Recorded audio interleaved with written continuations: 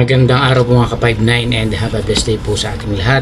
So yung ating pong topic ngayon, yung part 3 po ng May Negosyo Diary ni Sir Ching Kitan. So mga ka-59, kaya may sumisingit tayo sa mga content po natin about sa business, kasi ito naman talaga yung dapat bilang isang mga may pamilya, may mga mahal sa buhay, na hindi lang puro trabaho. Kasi siyempre nakakaumay din naman na puro na lang sa security industry tayo, inyet magre-retiro tayo, hindi naman natin madadala. Napaka-limit lang yung mga about like safety and security, madadala natin, pero not to the point na the whole na work natin madadala natin.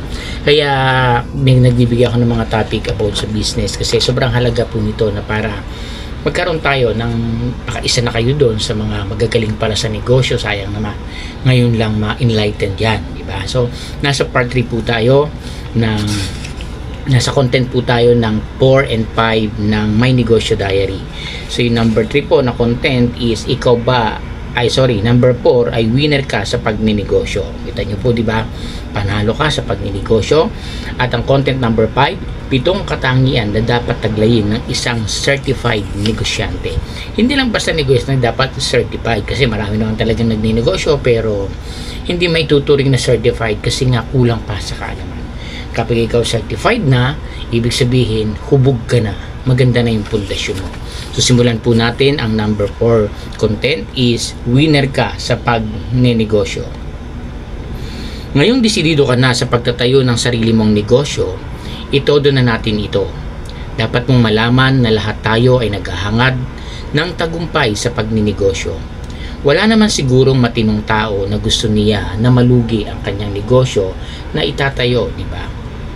Isa ako sa mga living proof na pwedeng-pwede kang magtagumpay sa pagninegosyo, dahil for the past 40 years, naranasan ko na pasukin ang iba't ibang negosyo.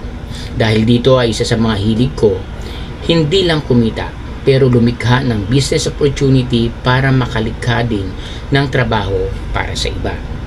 Sa tulong ng Diyos, I can attest that when the proper mindset, enough knowledge, and implementation of the right business plan, everybody can be a successful negosyante.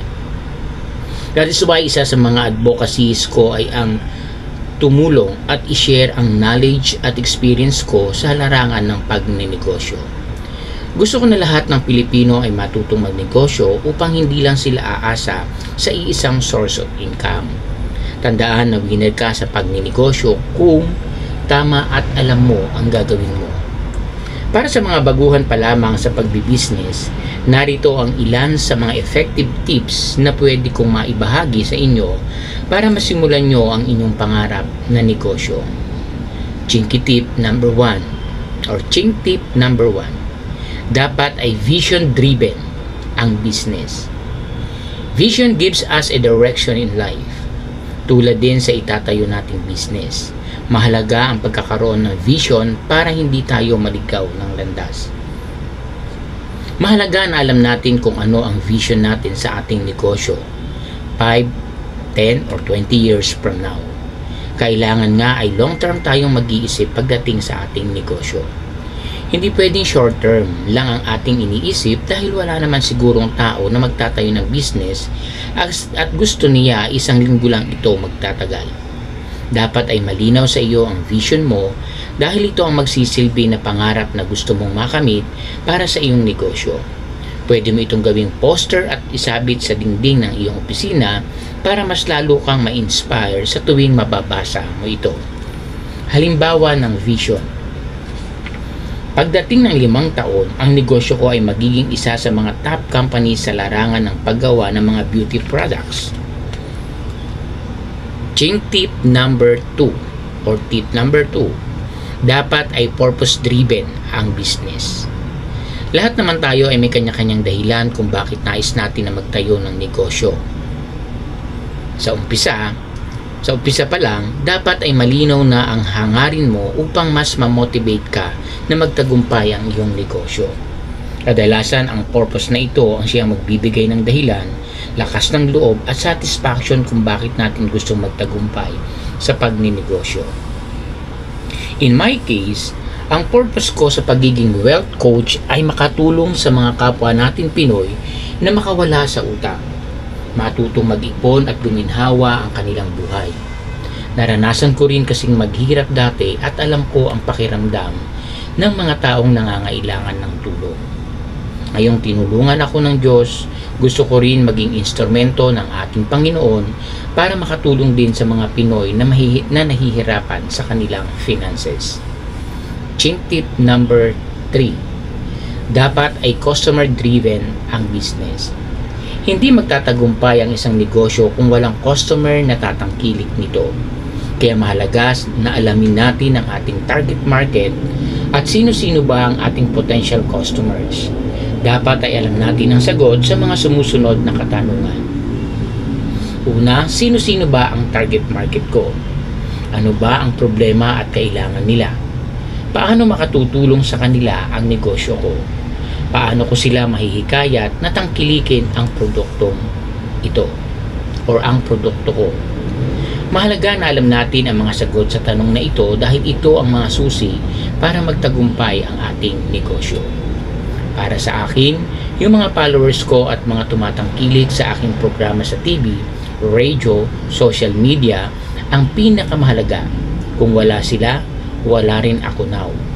Araw at gabi, yan ang iniisip ko kung paano ako mas lubusang makatutulong sa mga taong tinutulungan kong mag-ipon at makalaya sa pagkakautang.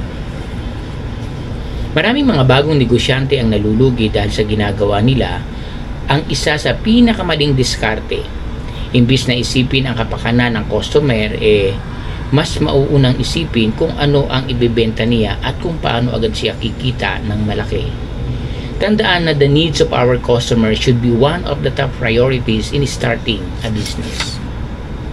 Chink tip number 4. Dapat ay strategy-driven ang business. Sa simula pa lang ng pagtatayo ng negosyo, dapat ay maliwanagan agad ang ating estratehiya.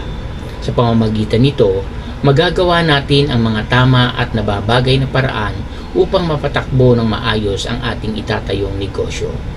Sa paggawa ng business strategy, importante na malaman natin ang mga hakbang na kailangan gawin at ito ang magsisilbing guide upang magtagumpay ang isang negosyo. Ang halimbawa ng mga business strategies ay gaya ng mga sumusunod. Makakakuha ng magandang lokasyon para sa itatayong negosyo. Makakuha ng qualified employees para sa negosyo. Magkano ang kailangan mo para ikaw ay makapag-umpisa? Mag-comply sa lahat ng business permits na kailangan. In my case, since most of the products I created can be delivered through door-to-door and also offline, di ko na need ng physical space para magnegosyo. Ang need ko lang ay website, online store at social media para magpatakbo ng aking negosyo. Outsource ang mga deliveries ko para wala na rin akong fixed cost at para bumaba rin ang overhead ko. So gets mo na ba? Ang business strategy mo ay depende sa negosyong itatayo. Alamin ang pinakamagandang business strategy mo para maging makatotohanan at makatulong sa iyong negosyo upang lalong lumago at magtagumpay. Chink tip number 5. Dapat ay goal-driven ang business. Mahirap magkaroon ng negosyo na wala tayong goal.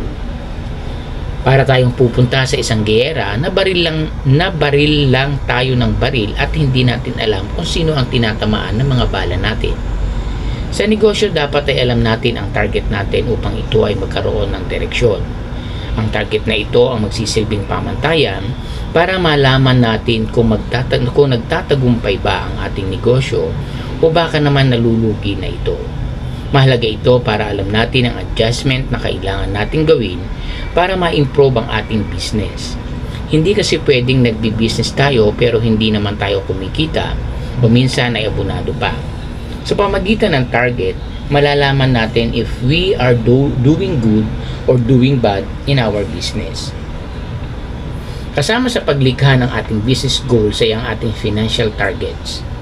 Tandaan na gamitin natin ang SMART format. Kung nabasa nyo ang May Ipon Diary, ay pamilyar na kayo kung ano ang ibig sabihin ng SMART.